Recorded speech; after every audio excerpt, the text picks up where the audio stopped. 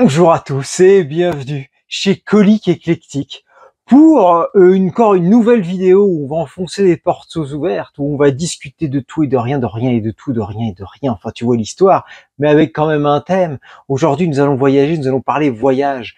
Comment tu considères le voyage, toi? Comment tu voyages, toi, à titre personnel? C'est quoi ton trip? C'est quoi ton kiff? Alors, bon, moi, à titre personnel, j'ai commencé à voyager. En fait, de base, j'ai jamais été dans le voyage. Si tu veux, j'en avais strictement rien à foutre. C'est-à-dire que même les grandes villes, tu vois, j'habite en Haute-Savoie, donc, et même, tu vois, genre aller à Lyon, putain, je détestais, quoi. Bon, ça m'arrivait pas souvent, mais tu vois, c'était pas mon truc. Tout le monde est attiré par les grandes villes et tout, Paris, Lyon, machin. Moi, rien à foutre, quoi. C'est pas trop mon truc, tu vois. Et puis voilà, je faisais ma petite vie de connard dans mon coin, tu vois. Et puis j'ai été amené en 2008 à aller voir Cosinus qui habitait au Japon.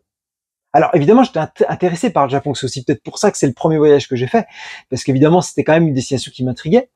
Et là, je me suis pris une claque dans la gueule, mais une gifle, putain de merde.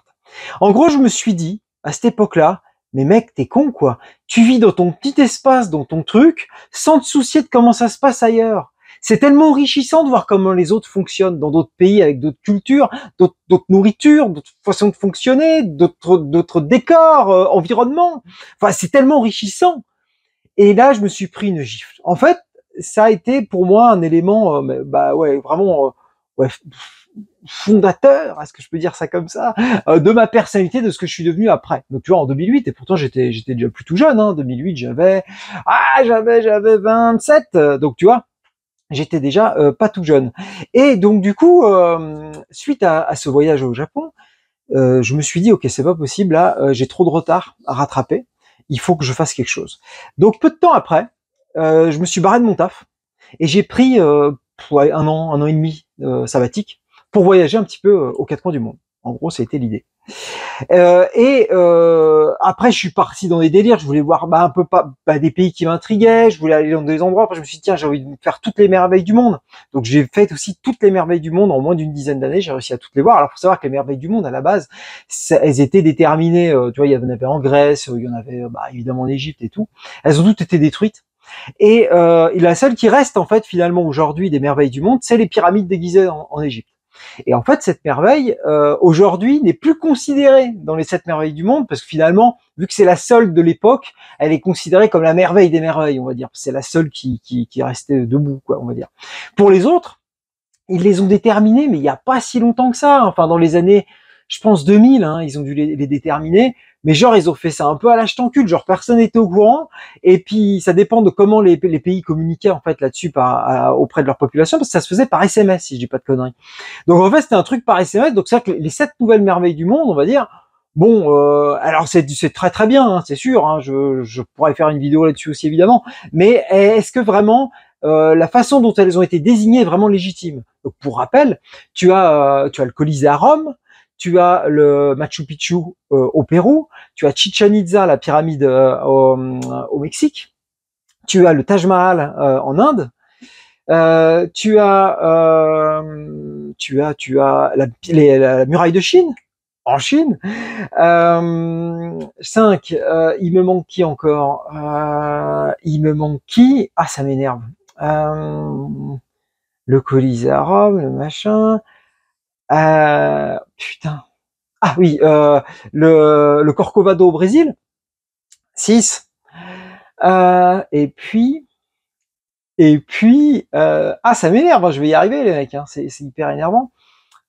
Petra en Jordanie, voilà, putain, Petra en Jordanie, la vache, le dernier j'oublie. Bon, voilà, en gros voilà, les nouvelles merveilles du monde, c'est ça.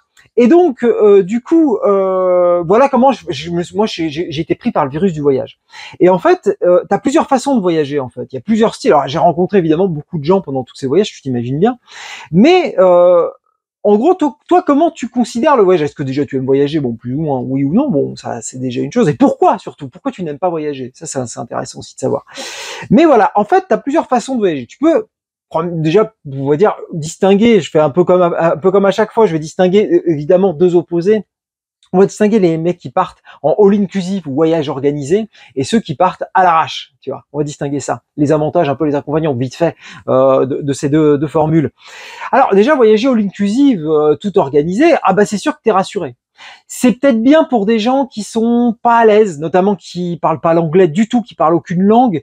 C'est vrai que c'est pratique, c'est rassurant. C'est certain, parce que du coup, tu es complètement encadré par une sorte d'agence de voyage ou par un hôtel si tu bouges pas de ton hôtel. T'as pas besoin d'aller chercher un resto, d'aller chercher machin, tu es complètement encadré dans le truc. De ce côté-là, c'est vrai que c'est rassurant, c'est confortable, évidemment. Par contre, bah, tu passes complètement à côté du pays, quoi. Enfin, tu passes à côté du pays. Alors, ça va dépendre des endroits, parce qu'en l'occurrence, faire un all-inclusive aux Maldives, c'est normal, parce que c'est plein d'îles hôtels quelque part. Je pense pas, enfin, c'est assez compliqué de voyager là-bas en tant que un peu à l'arrache, tu vois.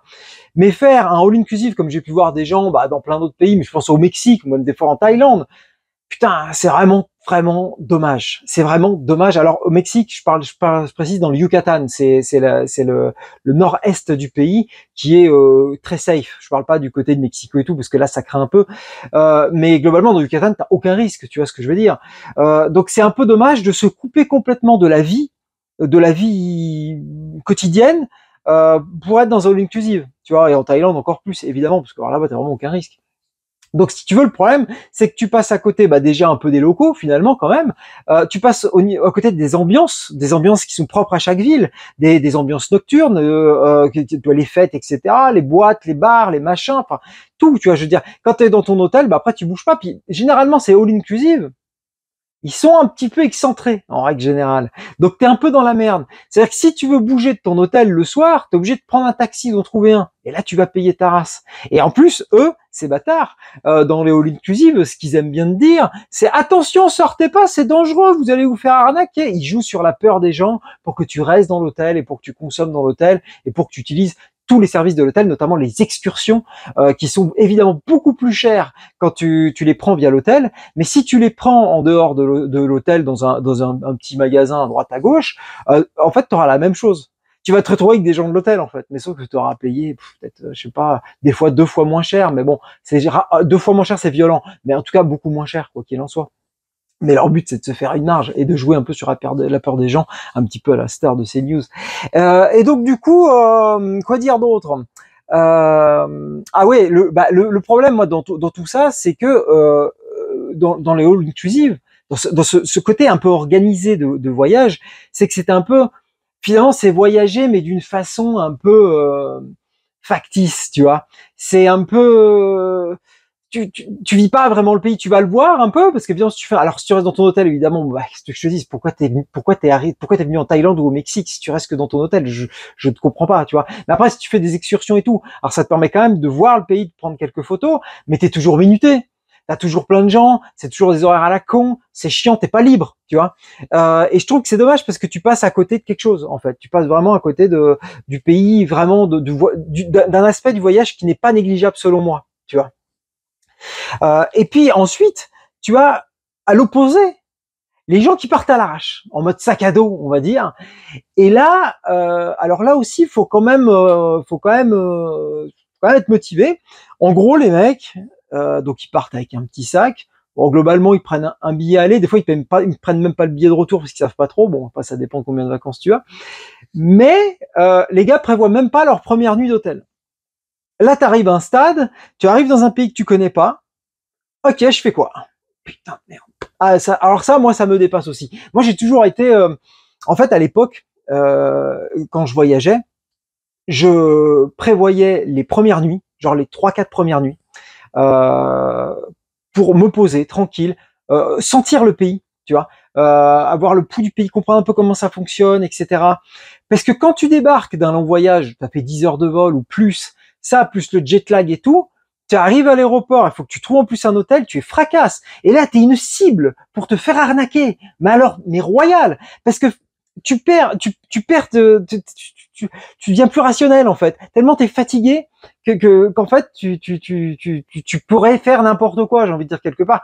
Tu t'en rends pas compte. Mais en fait, c'est vraiment pas le bon plan. Enfin, pour moi, c'est pas le bon plan. Donc, clairement, je préfère voir un peu comment ça fonctionne. Puis après, tu te démerdes, tu vois. Et aujourd'hui, maintenant, je fais très différemment parce que j'ai un peu changé, j'ai un peu vieilli aussi, et maintenant je me fais des trucs, c'est moi qui m'organise mes propres voyages. Je dis juste, tiens, je prévois de faire 3 nuits ici, 3 nuits là-bas, je gère les transports et tout, enfin je fais tout au préalable. Maintenant je suis un peu plus comme ça, en me laissant toujours une petite porte de sortie en fonction, mais c'est vrai qu'à l'époque pas du tout. Je faisais qu'en fonction des rencontres, en fonction du temps aussi, du climat, parce que bah, des fois t'es dans une ville, c'est la merde, et tu vois que la météo va pas le faire, alors autant bouger, aller dans un autre endroit, voire même dans un autre pays. Ça m'arrivait de faire pays, de bouger de pays, rien n'était prévu en fait. C'était marrant. C'était la jeunesse, comme certains diront. Merde. Et voilà. Donc aujourd'hui, non, je suis un peu plus posé quand même. Mais voilà. Donc pour revenir au mode sac à dos. Putain, le stress que moi ça me représenterait, ça serait pas possible. Franchement, aller dans un truc comme ça à l'arrache, tu sais pas, comme ça, tu sais même pas où tu vas dormir et tout. Puis là, la plupart du temps, quand tu voyages de cette façon-là, t'es plutôt dans des conforts assez spartiates, hein, en mode, tu sais, les dortoirs, voilà, t'as pas, c'est pas ouf, c'est un style. C'est un style. Moi, non, le truc de dortoir et tout, non, ça m'est arrivé une fois, mais non. Après, je dis non. En fait, finalement, je préfère payer un tout petit peu plus, tu vois. Ça me casse vite les couilles. Être toujours dépendant des gens et tout, tu vois. J'aime bien mon côté un petit peu libre aussi, quand même. Mais par contre, c'est un bon moyen de se tester aussi, de voir un petit peu, bah, tu sais, comme ils font les trucs, l'émission sur M6 là de voyage, là, je sais plus où ils partent à l'étranger sans rien. Bah, c'est un peu, enfin, une façon de se tester aussi quelque part. Comment tu vas gérer, toi, te retrouver comme ça, est-ce que tu vas réussir, machin. Je pense que c'est aussi ça, l'idée, elle est pas mal, hein, c'est pas mauvais. Mais après, je pense que tout dépend des pays dans lesquels tu fais. Parce qu'il y a des pays qui s'y prêtent plus que d'autres. C'est vrai que clairement, bah, l'Asie, en règle générale, c'est plutôt cool pour faire ça. Par contre, l'Amérique latine, bah, selon les endroits, ça craint un peu, tu vois. Moi, tu vois, maintenant, c'est des endroits qui m'intéressent plus, pas parce que les endroits, je les aime pas, mais tu vois, typiquement le Brésil ou l'Afrique du Sud, c'est les deux pays dans lesquels j'ai été où j'ai ressenti le plus d'insécurité, vraiment. Tu sens quand même que ouais, faut pas déconner quand même, tu vois.